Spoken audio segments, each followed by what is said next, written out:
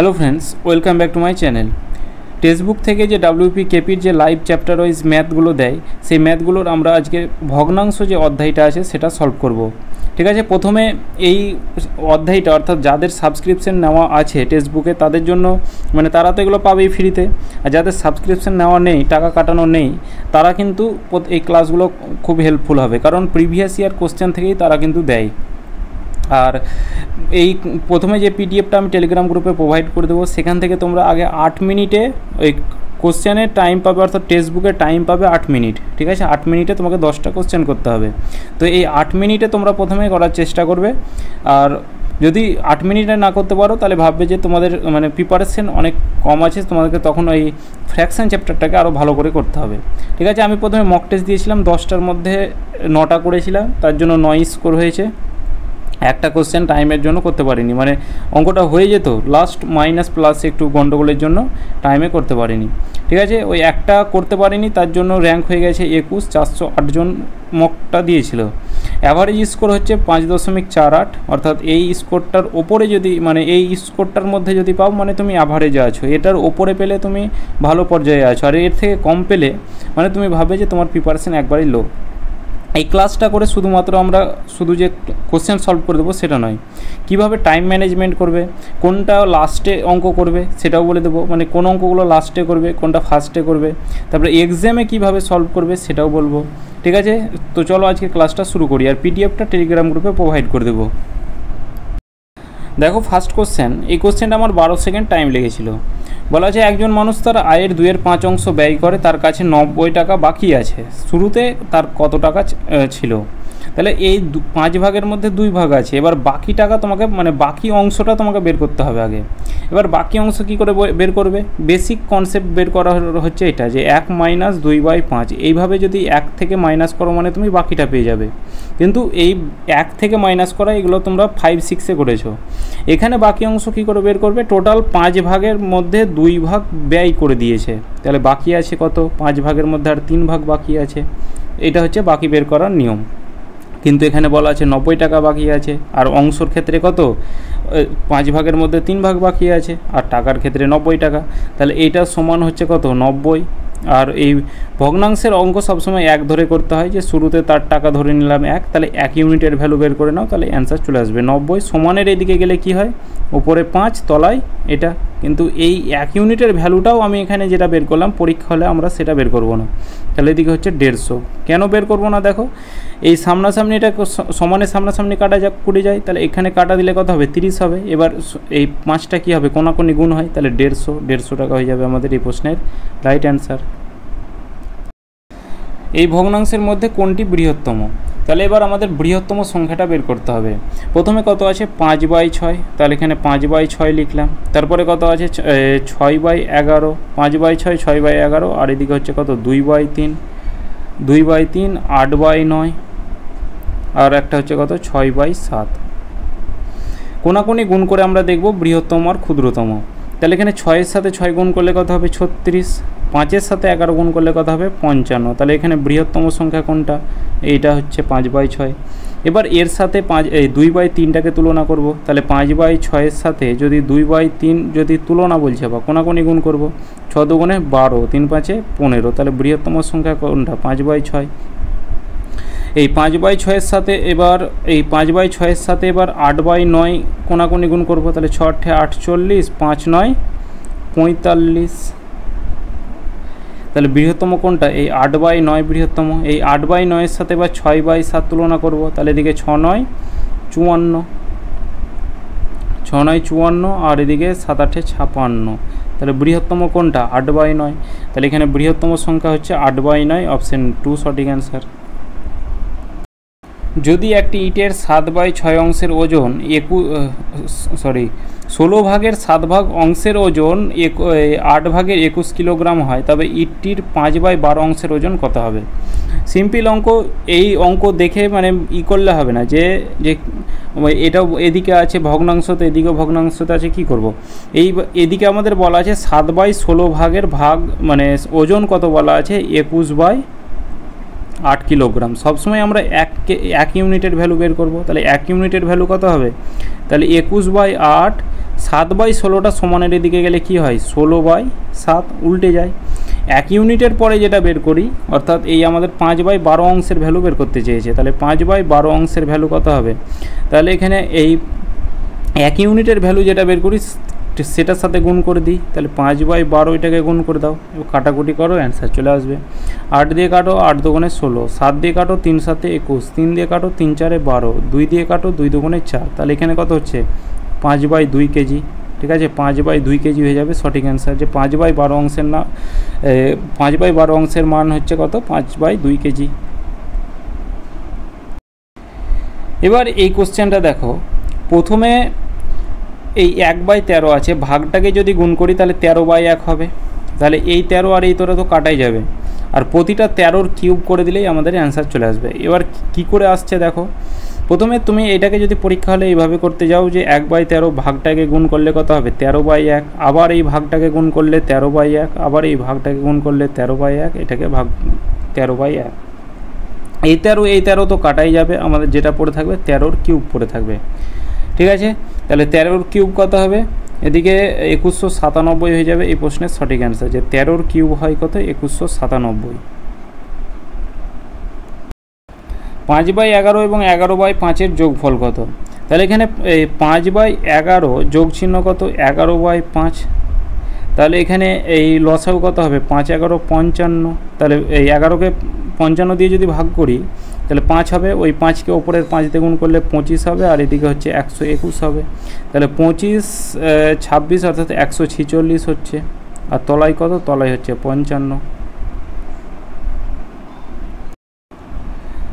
Question 6, প্রথমে আমাদের কি করতে হবে? পূর্ণ ভাঙতে হবে। 4 8 32, আর একে হচ্ছে কত? 33 বাই কত? 4 যোগ চিহ্ন।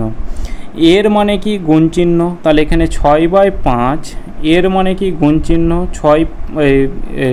60% মানে 60/100। এটাকে আগে সলভ করো। তাহলে এদিকে হচ্ছে 5 12 60, প্রথমে একটা 0 0 কেটে দাও। তাহলে আর কি পড়ে থাকছে? তাহলে 2 দিয়ে 3, 2 দিয়ে কাটা দিলে 5, তাহলে 18/25। তাহলে ওপরে হচ্ছে কত? 18/25। এটাকে সলভ করে পেলাম। এটা ইকুয়াল টু কত? 15 - x। এটা কিন্তু ক্যালকুলেটিভ আছে, ঠিক আছে, মানে ক্যালকুলেশনটাকে তোমাদের ফার্স্ট রাখতে হবে। 4 আর 25-এর লসাগু কত হবে? 4 25 সঙ্গে 100 হবে লসাগু।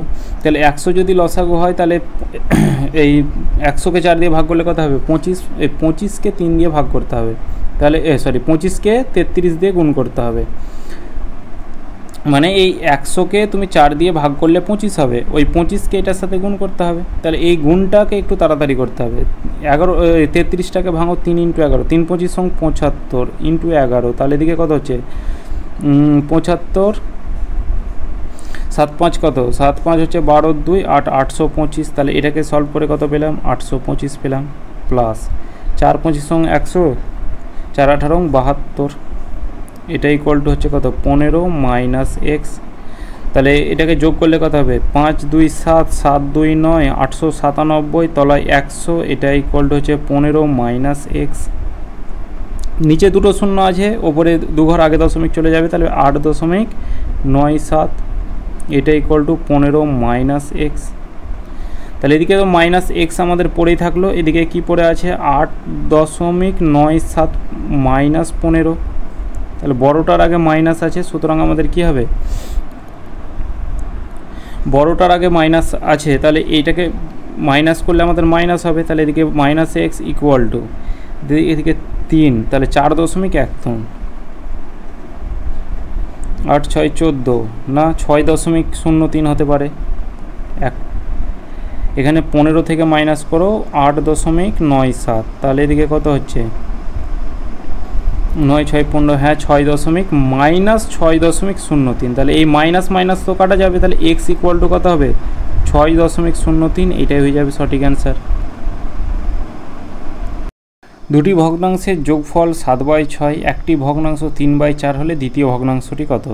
তাহলে দুটি ভগ্নাংশের যোগফল 7/6 বলা আছে।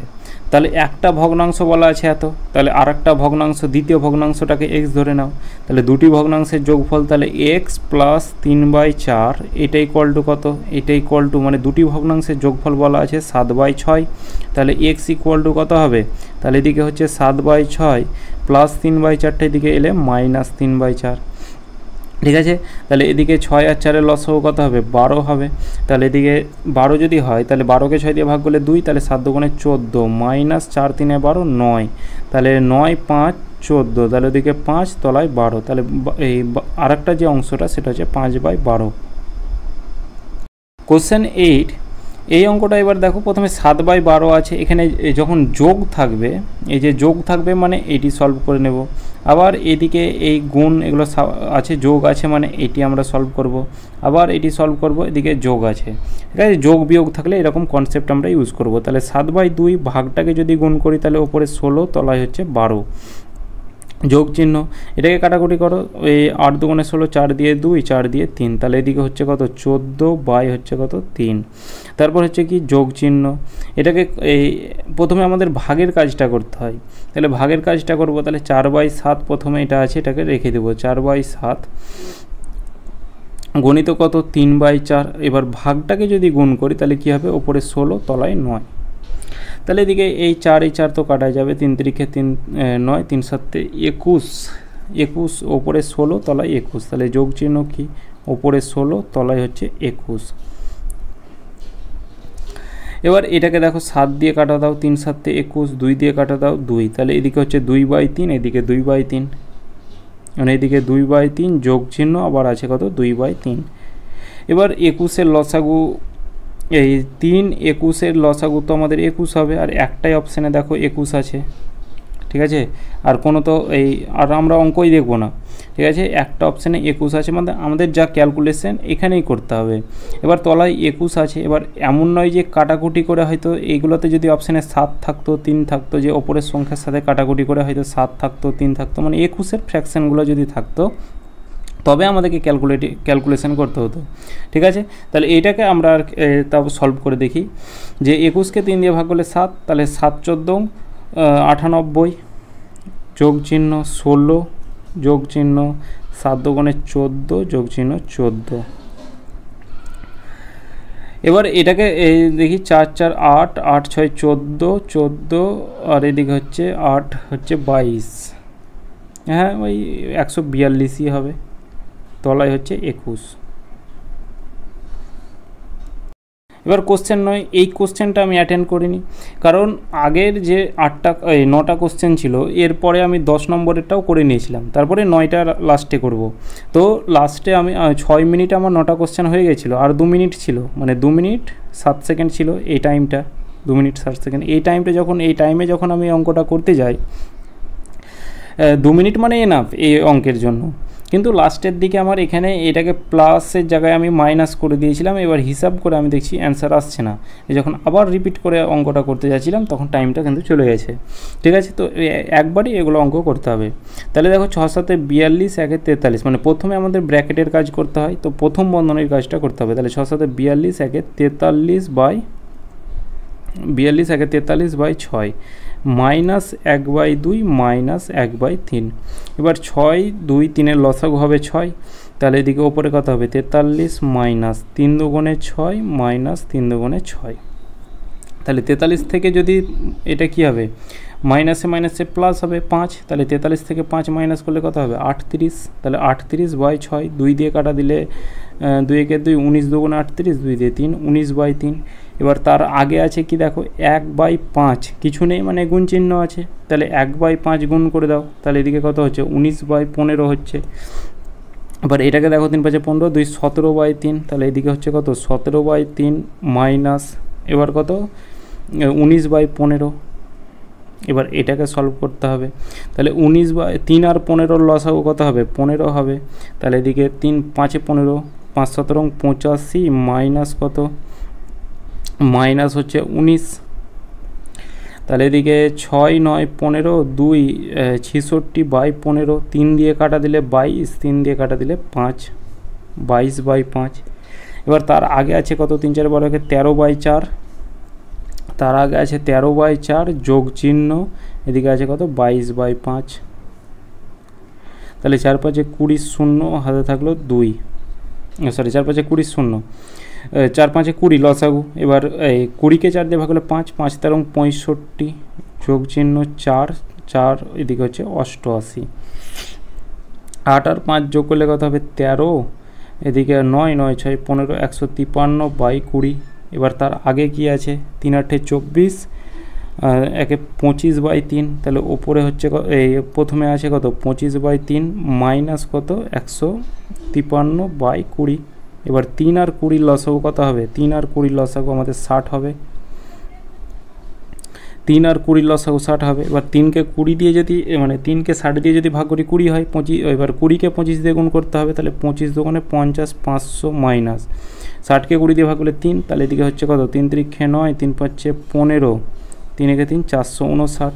তাহলে এটাকে যদি আমি করি তাহলে কত হবে 1 এ 60 41, তাহলে এদিকে ওপরে 41 তলায় 60, এটাই হয়ে যাবে সঠিক অ্যান্সার। ঠিক আছে, অপশান 2। কোশ্চেন 10, প্রথমে 5 আছে, এই মানে 5-এর মাথাতে বারটা দেওয়া নেই, 5 দশমিক দিয়ে আছে, সেটাকে কি করব আমরা 5 যোগ চিহ্ন লিখব। এবার জটার মাথাতে এই বার থাকবে, তাহলে এখানে এই 0 9 বার দেওয়া আছে, তাহলে এখানে 0 আর 9 লিখলাম। ঠিক আছে, মানে ওপরে সামনে 0 তো কোনো দাম নেই।